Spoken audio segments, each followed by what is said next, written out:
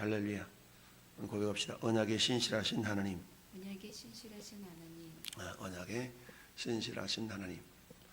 자, 1절 말씀 보면 바사왕 고레스 원년에 바사왕 고레스 원년, 이때가 언제냐? 주전 538년이 됩니다.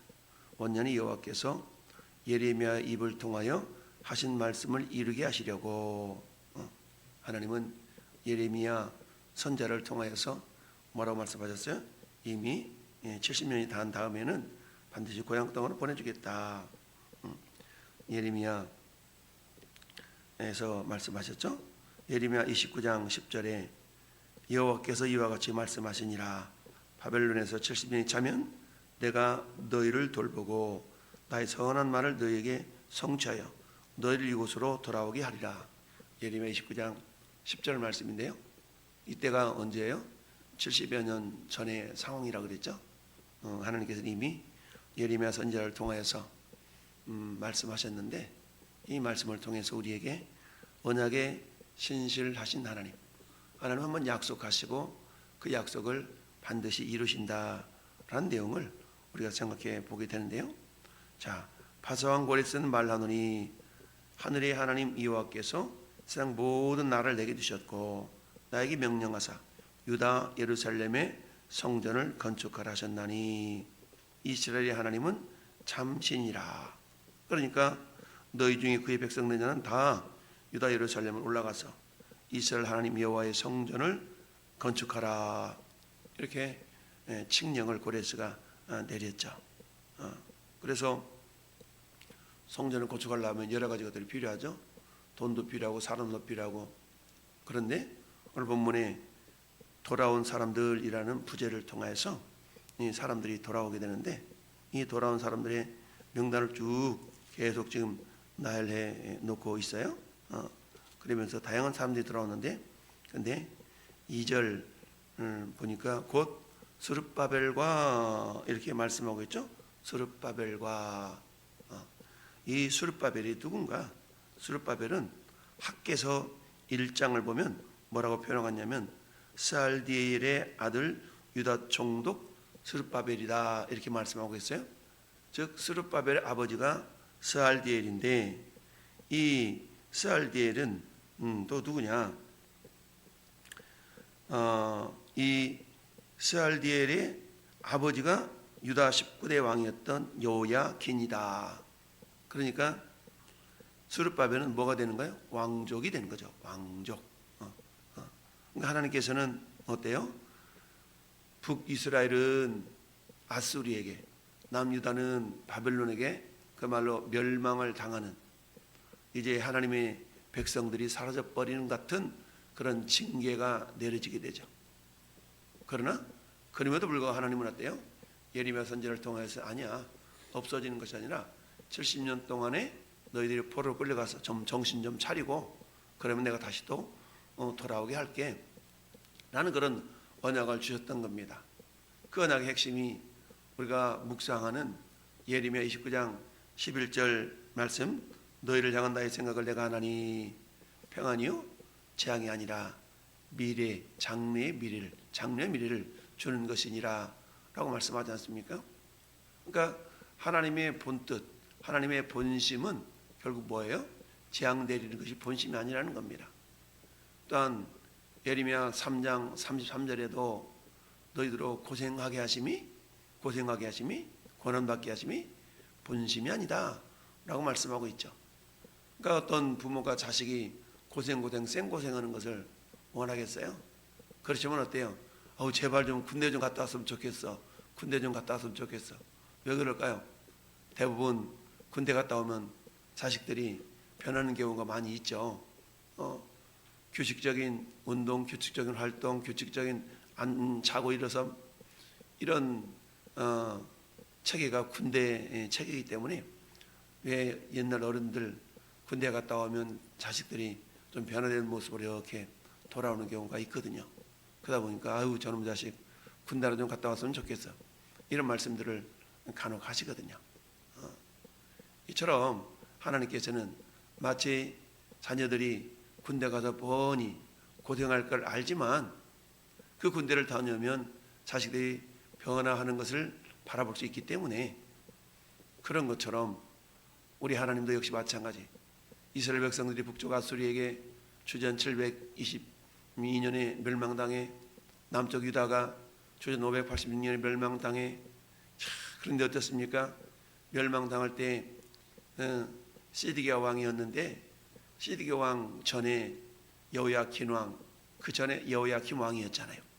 그러니까 여호야김 왕 때에 포로로 끌려갔던 사람이 다니엘과 다니엘의 세 친구들이라고 그랬죠. 이때 1차로 끌려갔던 날이 때가 주전 605년이었어요. 그러니까 605년부터 70년이 흘러가니까 1년씩 1년씩 까면 주전이니까 약 538년쯤 된다는 얘기죠.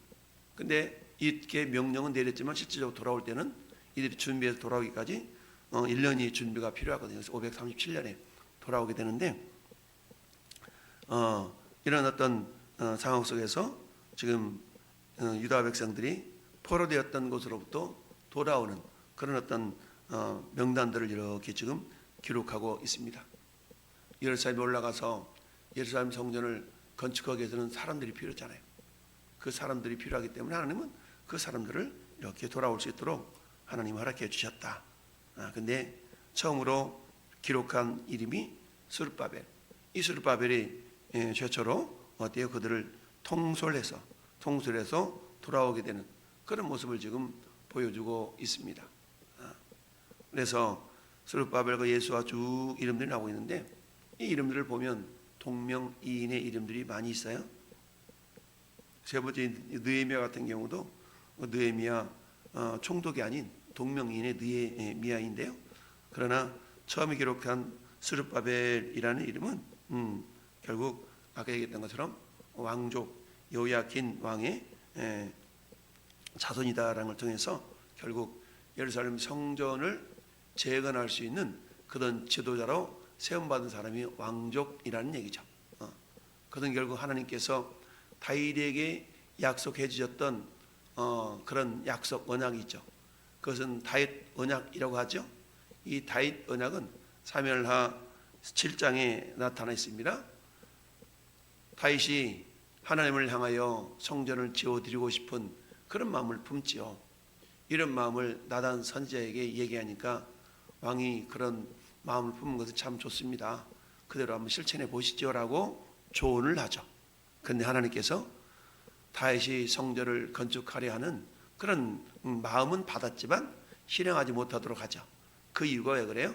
전쟁에서 피를 많이 흘렸기 때문에 너는 안 돼라고 이야기를 하죠. 그 대신에 하나님이 뭐라고 축복을 해 줍니까? 네가 그런 마음을 품는 게 참 기분이 좋다. 그렇지만 내가 너에게 어때요? 네 자식이 왕위가 끊어지지 않도록 하겠다라고 다윗 언약을 맺지요. 그러니까 하나님은 다윗을 통해서도 이미 맺으셨던 네 왕위가 네 왕국이 끊어지지 않겠다라고 하셨던 그 약속을 또 이루시기 위해서라도 결국 포로로 끌려갔던 그 유다 백성들을 결국 이방인이었던 고레스를 통하여서 결국 칙령을 내리고 돌아오겠다라는 얘기입니다.